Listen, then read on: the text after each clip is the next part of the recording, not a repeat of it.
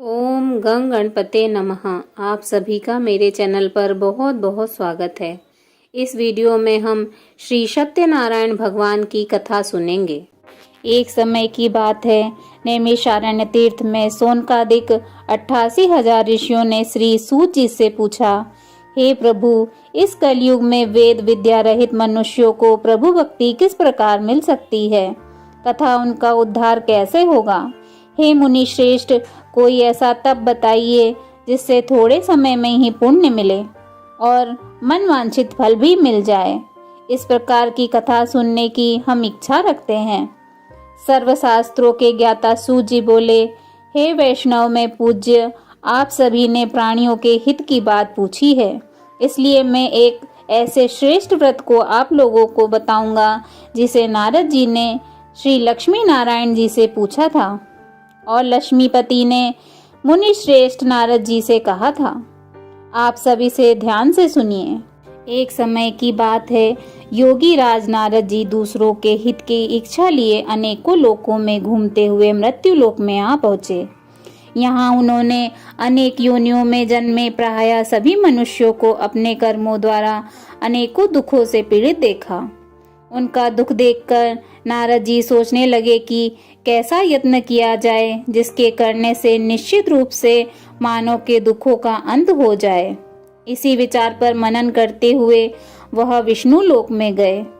वहां वह देवों के ईश भगवान श्री नारायण की स्तुति करने लगे, जिनके हाथों में शंख चक्र गदा और पद्म थे, गले में वरमाला पहने हुए थे। स्तुति करते हुए नारद जी बोले, हे भगवान, आप अत्यंत शक्ति से संपन्न हैं।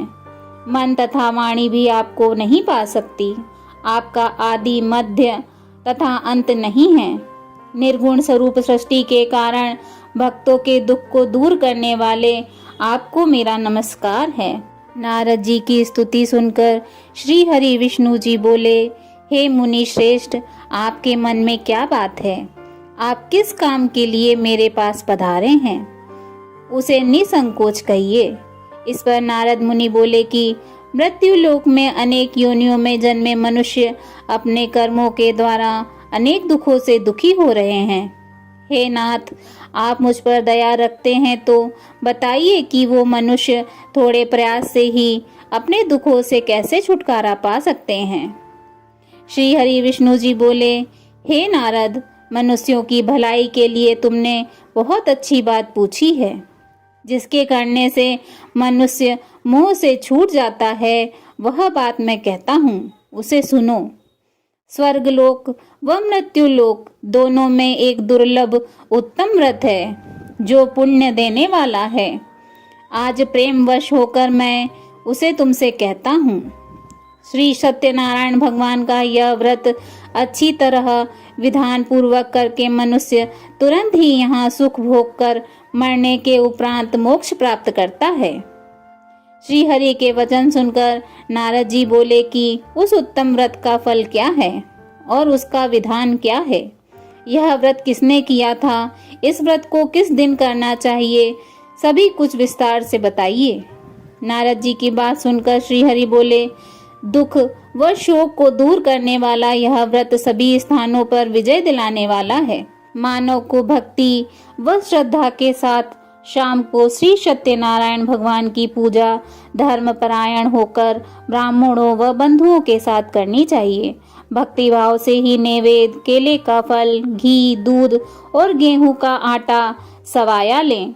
गेहूं के स्थान पर साठी का आटा, शक्कर तथा गुड़ लेकर वह सभी भक्षण योग्य पदार्थों को मिलाकर भगवान को भोग लगाएं। ब्राह्मणों सहित बंधु बांधवों को भी भोजन कराएं। उसके बाद स्वयं भोजन करें। भजन कीर्तन के साथ भगवान की भक्ति में लीन हो जाएं। इस तरह से ही सत्यनारायण भगवान का यह व्रत करने पर मनुष्य की सारी इच्छाएं निश्चित रूप से पूर्ण होती हैं। इस कलिकाल अर्थात कलयुग में मृत्यु लोक में मोक्ष का यही एक सरल उपाय बताया गया है। इति श्री सत्यनारायण व्रत कथा का प्रथम अध्याय संपूर्ण। बोलिए श्री सत्यनारायण भगवान की जय। श्री सत्यनारायण भगवान की कथा का द्वितीय अध्याय। श्री सूत जी बोले, हे ऋषियों, जिसने पहले समय में इस व्रत को किया था उसका इतिहास कहता हूँ, ध्यान से सुनो। सुंदर काशीपुरी नगरी में एक अत्यंत निर्धन ब्राह्मण रहता था। भूख प्यास से परेशान वह धरती पर घूमता रहता था। ब्राह्मणों से प्रेम करने वाले भगवान ने एक दिन ब्राह्मण का वेश धारण कर उसके पास जाकर पूछा, हे विप्र, नित्य दुखी होकर तुम पृथ्वी पर क्यों घूमते हो? दीन ब्राह्मण बोला, मैं निर्धन ब्राह्मण हूँ, भिक्षा के लिए धरती पर घूमता हूँ। हे भगवान, यदि आप इसका कोई उपाय जानते हो तो बताइए। वृद्ध ब्राह्मण कहता है कि श्री सत्यनारायण भगवान मनोवांछित फल देने वाले हैं, इसलिए तुम उनका पूजन करो। इसे करने से मनुष्य सभी दुखों से मुक्त हो जाता है। वृद्ध ब्राह्मण बनकर आए श्री सत्यनारायण भगवान उस निर्धन ब्राह्मण को व्रत का सारा विधान बताकर अंतर्ध्यान हो गए। ब्राह्मण मन ही मन सोचने लगा कि जिस व्रत को वृद्ध ब्राह्मण करने को कह गया है, मैं उसे जरूर करूंगा। यह निश्चय करने के बाद उसे रात में नींद नहीं आई। वह सवेरे उठकर सत्यनारायण भगवान के व्रत का निश्चय कर भिक्षा के लिए चला गया। उस दिन निर्धन ब्राह्मण को भिक्षा में बहुत सा धन मिला, जिससे उसने बंधु बांधवों के साथ मिलकर श्री सत्यनारायण भगवान का व्रत संपन्न किया। भगवान श्री सत्यनारायण का व्रत संपन्न करने के बाद वह निर्धन ब्राह्मण सभी दुखों से छूट गया और अनेक प्रकार की संपत्तियों से युक्त हो गया। उसी समय से यह ब्राह्मण हर माह इसी व्रत को करने लगा। इस तरह से श्री सत्यनारायण भगवान के व्रत को जो मनुष्य करेगा वह सभी प्रकार के पापों से छूटकर मोक्ष को प्राप्त होगा। जो मनुष्य इस व्रत को करता है वह सभी दुखों से मुक्त हो जाता है। सूत जी बोले कि इस तरह से नारद जी से नारायण जी का कहा हुआ श्री सत्यनारायण व्रत को मैंने तुमसे कहा है। हे विप्रो, मैं अब और क्या कहूँ? ऋषि बोले, हे मुनिवर, संसार में उस विप्र से सुनकर और किस किस ने इस व्रत को किया है, हम सब इस बात को सुनना चाहते हैं। इसके लिए हमारे मन में श्रद्धा का भाव है। सूत जी बोले, हे मुनियों, जिस जिसने इस व्रत को किया है वह सब सुनो। एक समय वही विप्र धन व ऐश्वर्य के अनुसार अपने बंधु बांधवों के साथ इस व्रत को करने को तैयार हुआ। उसी समय एक लकड़ी बेचने वाला बूढ़ा आदमी आया और लकड़ियां बाहर रखकर अंदर ब्राह्मण के घर में गया। प्यास से दुखी वह लकड़हारा उनको व्रत करते देख विप्र को नमस्कार कर पूछने लगा कि आप यह क्या कर रहे हैं तथा इसे करने से क्या फल मिलेगा, कृपया मुझे भी बताइए। ब्राह्मण ने कहा कि सब मनोकामनाओं को पूरा करने वाला यह श्री सत्यनारायण भगवान का व्रत है। इनकी कृपा से ही मेरे घर में धन धान्य आदि की वृद्धि हुई है। विप्र से श्री सत्यनारायण व्रत के बारे में जानकर लकड़हारा बहुत प्रसन्न हुआ। चरणामृत लेकर वह प्रसाद खाने के बाद वह अपने घर गया। लकड़हारे ने अपने मन में संकल्प किया कि आज लकड़ी बेचने के बाद जो धन मिलेगा उसी से श्री सत्यनारायण भगवान का उत्तम व्रत करूंगा। मन में इस विचार को ले बूढ़ा आदमी सिर पर लकड़ियां रख उस नगर में बेचने गया जहां धनी लोग रहते थे। उस नगर में उसे अपनी लकड़ियों का दाम पहले से 4 गुना अधिक मिलता है। बूढ़ा प्रसन्नता के साथ दाम लेकर केले, शक्कर, घी, दूध, दही और गेहूं का आटा ले और श्री सत्यनारायण भगवान के व्रत की अन्य सामग्रियां लेकर अपने घर गया। वहां उसने अपने बंधु बांधवों को बुलाकर विधि विधान से श्री सत्यनारायण भगवान का पूजन और व्रत किया। व्रत के प्रभाव से वह बूढ़ा लकड़हारा धन, पुत्र आदि से युक्त होकर संसार के समस्त सुखों को भोग अंतकाल में बैकुंठ धाम चला गया। इति श्री सत्यनारायण व्रत कथा का 2वां अध्याय संपूर्ण। बोलिए श्री सत्यनारायण भगवान की जय। सत्यनारायण व्रत कथा 3वां अध्याय। सूत जी बोले, हे श्रेष्ठ मुनियों, अब आगे की कथा कहता हूँ। पहले समय में उल्कामुख नामक एक बुद्धिमान राजा था। वह सत्यवक्ता और जितेंद्रिय था। प्रतिदिन देव स्थानों पर जाता और निर्धनों को धन देकर उनके कष्ट दूर करता था। उसकी पत्नी कमल के समान मुख वाली तथा सती साध्वी थी। भद्रशिला नदी के तट पर उन दोनों ने श्री सत्यनारायण भगवान का व्रत किया। उसी समय साधु नाम का एक वैश्य आया। उसके पास व्यापार करने के लिए बहुत सा धन भी था। राजा को व्रत करते देखकर वह विनय के साथ पूछने लगा, हे राजन, भक्तिभाव से पूर्ण होकर आप यह क्या कर रहे हैं? मैं सुनने की इच्छा रखता हूँ, तो आप मुझे बताएं। राजा बोला, हे साधु, अपने बंधु बांधवों के साथ पुत्र आदि की प्राप्ति के लिए एक महान शक्तिमान श्री सत्यनारायण भगवान का व्रत व पूजन कर रहा हूँ। राजा के वचन सुन साधु आदर से बोला, हे राजन, मुझे इस व्रत का सारा विधान कहिए। आपके कथनानुसार मैं भी इस व्रत को करूँगा। मेरी भी संतान नहीं है और इस व्रत को करने से निश्चित रूप से मुझे संतान की प्राप्ति होगी। राजा से व्रत का सारा विधान सुन व्यापार से निवृत्त हो वह अपने घर को गया। साधु वैश्य ने अपनी पत्नी को संतान देने वाले इस व्रत का वर्णन कह सुनाया और कहा कि जब मेरी संतान होगी तब मैं इस व्रत को करूँगा। साधु ने इस तरह के वचन अपनी पत्नी लीलावती से कहे। एक दिन लीलावती पति के साथ आनंदित हो सांसारिक धर्म से प्रवृत्त होकर श्री सत्यनारायण भगवान की कृपा से गर्भवती हो गई। 10वें महीने में उसके गर्भ से एक सुंदर कन्या ने जन्म लिया। दिनों दिन वह ऐसे बढ़ने लगी जैसे कि शुक्ल पक्ष का चंद्रमा बढ़ता है। माता पिता ने अपनी कन्या का नाम कलावती रखा। एक दिन लीलावती ने मीठे शब्दों में अपने पति को याद दिलाया कि आपने श्री सत्यनारायण भगवान के जिस व्रत को करने का संकल्प लिया था उसे करने का समय आ गया है। आप इस व्रत को करिए। साधु बोला कि हे प्रिय, इस व्रत को मैं उसके विवाह पर करूँगा। इस प्रकार अपनी पत्नी को आश्वासन देकर वह नगर को चला गया।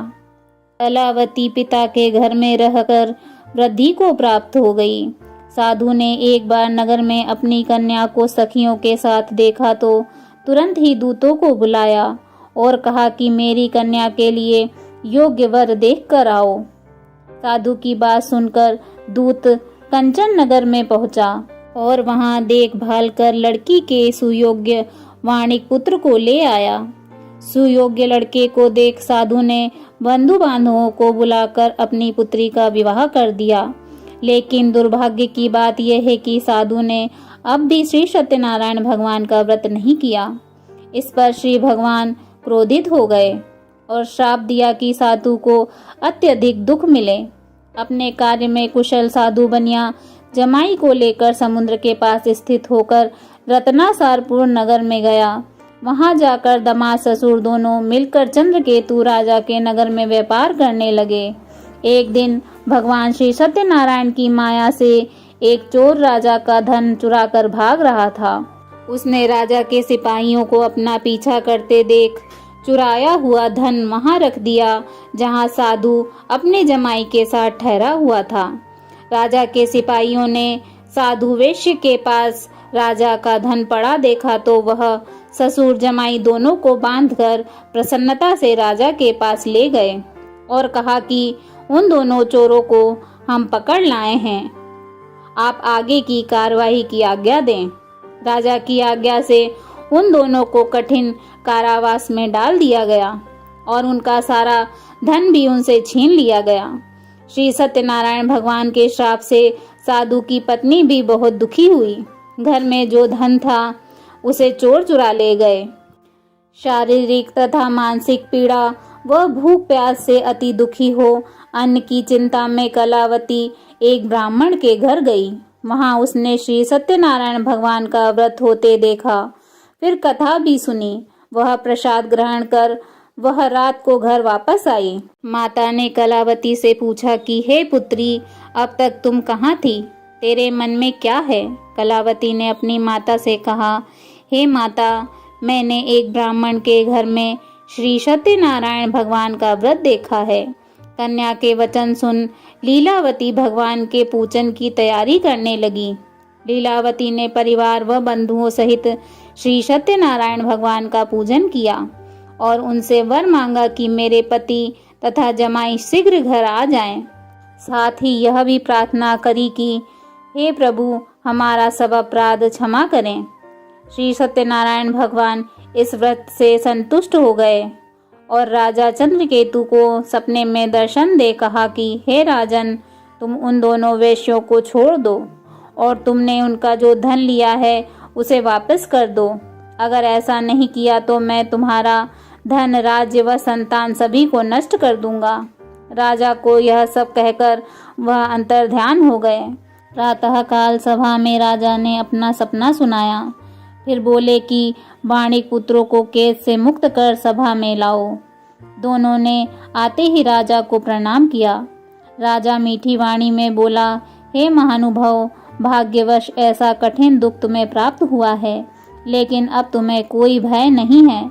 ऐसा कह राजा ने उन दोनों को नए वस्त्राभूषण भी पहनाए और जितना धन उनका लिया था उससे दुगना धन उनको वापस कर दिया। दोनों वैश्य अपने घर को चल दिए। इति श्री सत्यनारायण व्रत कथा का 3य अध्याय संपूर्ण। बोलिए श्री सत्यनारायण भगवान की जय। इस सत्यनारायण कथा 4th अध्याय। श्री सूत जी बोले, वैश्य ने मंगलाचार कर अपनी यात्रा आरंभ की और अपने नगर की ओर चल दिया। उनके थोड़ी दूर जाने पर एक दंडी वेशधारी श्री सत्यनारायण ने उनसे पूछा, हे साधु, तेरी नाव में क्या है?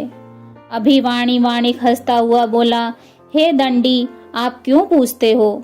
क्या धन लेने की इच्छा है? मेरी नाव में तो बेल व पत्ते भरे हुए हैं।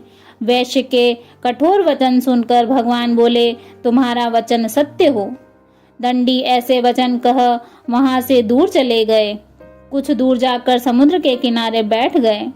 दंडी के जाने के बाद साधु वैश्य ने नित्य क्रिया के पश्चात नाव को ऊंची उठते देखकर अचंभा मान और नाव में बेल पत्ते आदि देख वह मूर्छित हो जमीन पर गिर पड़ा।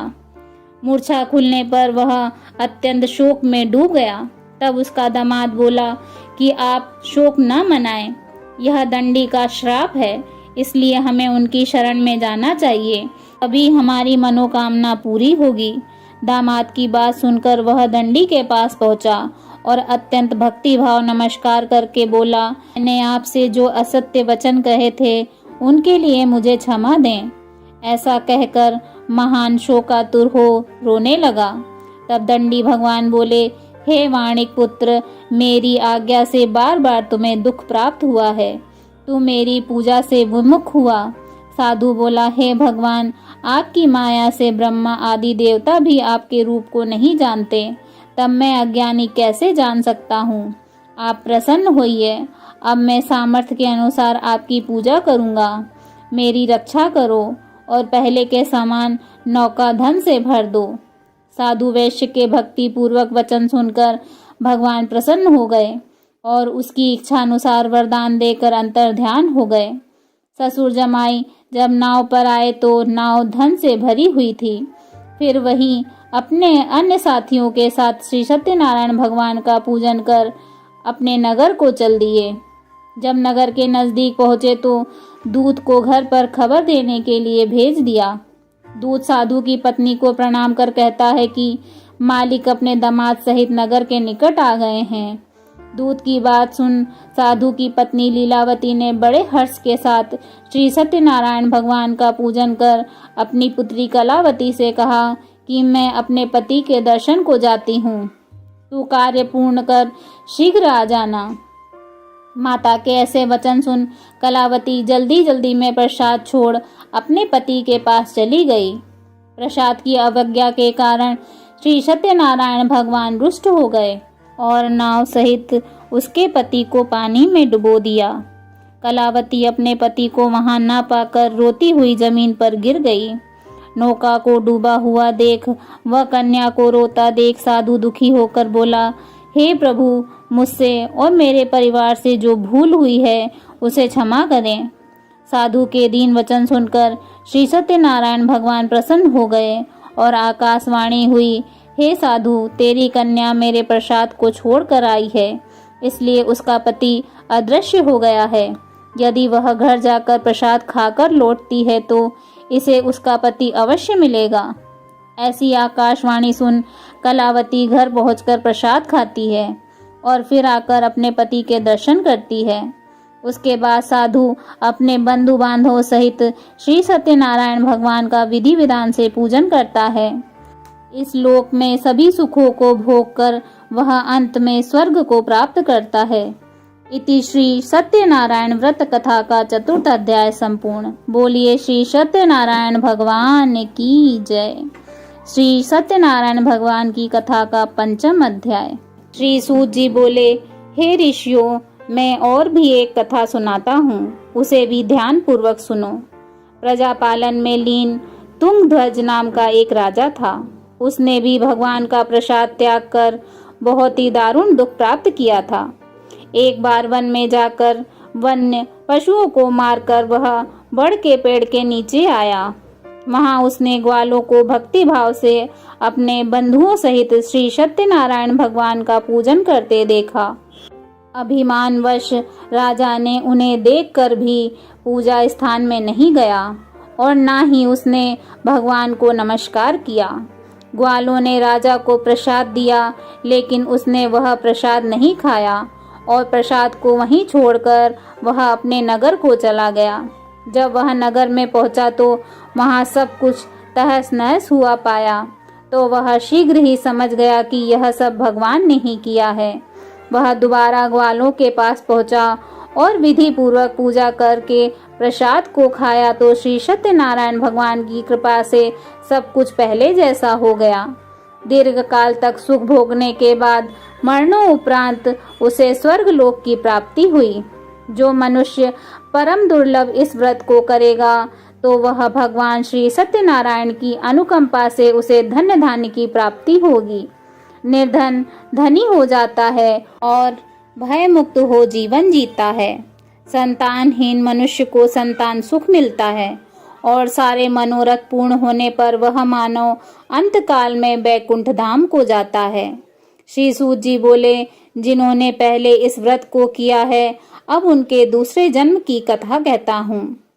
वृद्ध सतानंद ब्राह्मण ने सुदामा का जन्म लेकर मोक्ष की प्राप्ति की।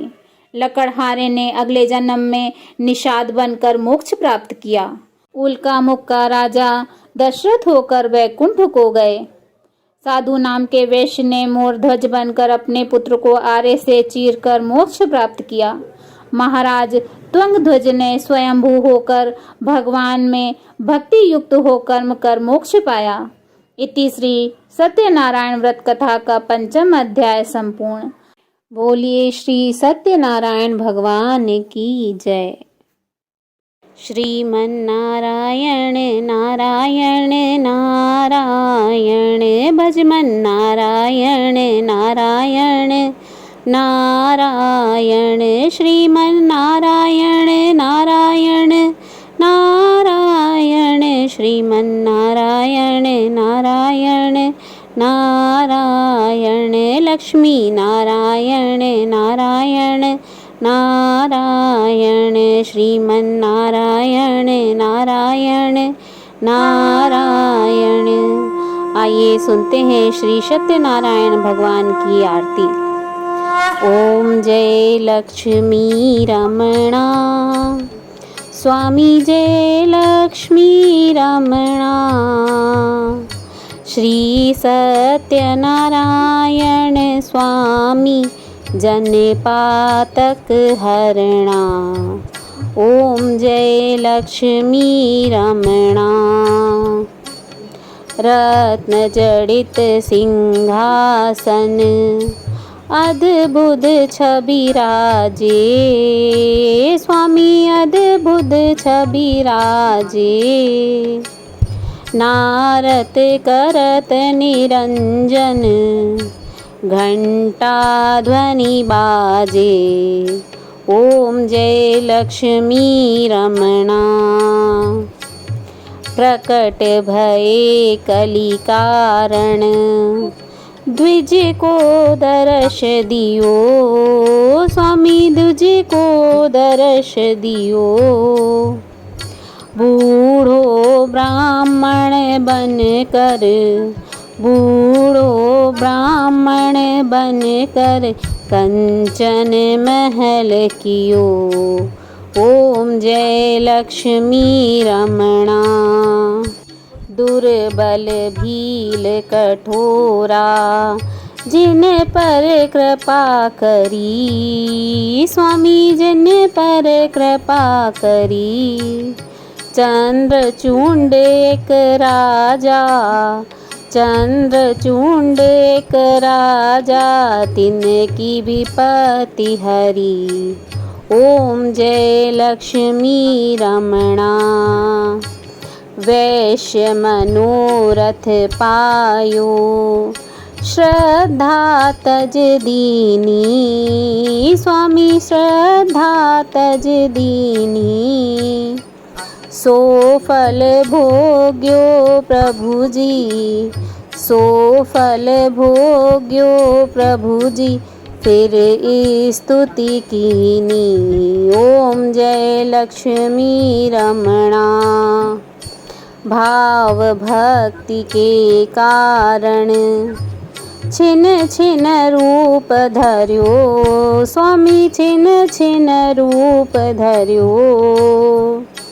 श्रद्धा धारण कीनी, श्रद्धा धारण कीनी तिनको काज सर्यो। ओम जय लक्ष्मी रमणा। ग्वाल बाल संग राजा वन में भक्ति करी, स्वामी वन में भक्ति करी। मन वांछित फल दीनो, मन वांछित फल दीनो दीन दयाल हरि। ओम जय लक्ष्मी रमणा। चढ़त प्रसाद सवायो कदली फल मेवा, स्वामी कदली फल मेवा। धूप दीप तुलसी से, धूप दीप तुलसी से राजी सतदेवा। ओम जय लक्ष्मी रमणा। श्री सत्यनारायण जी की आरती जो कोई नर गावे, स्वामी प्रेम सहित गाए। रिद्धि सिद्धि सुख संपत्ति सहज रूप पाए। ओम जय लक्ष्मी रमणा। ओम जय लक्ष्मी रमणा।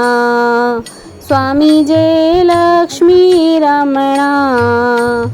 श्री सत्यनारायण स्वामी जन पातक हरणा।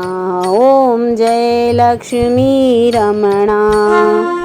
बोलिए श्री सत्यनारायण भगवान की जय।